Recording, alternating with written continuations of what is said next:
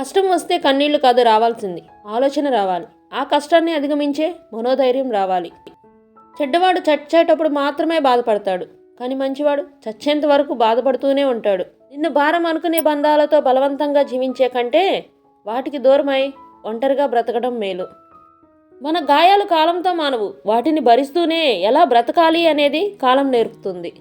మితిమీరిన నమ్మకం చాలా ప్రమాదకరం. నమ్మకం ఎంత బలపడితే నమ్మక ద్రోహం అంత గట్టిగా తగులుతుంది. అన్నీ కోల్పోయినా ఆత్మవిశ్వాసాన్ని కోల్పోకూడదు.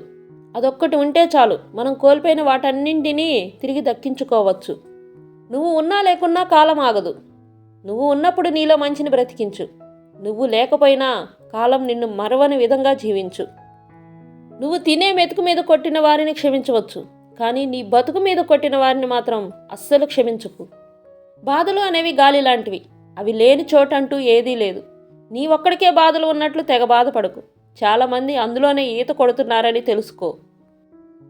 ఎదుటివారి గొప్పతనాన్ని అంగీకరించగలిగిన వాడు, ఎదుటివారి ఆనందంలో తమ ఆనందాన్ని వెతుక్కోగలిగిన వాడే అత్యంత సంతోషంగా సంతృప్తిగా జీవించగలడు.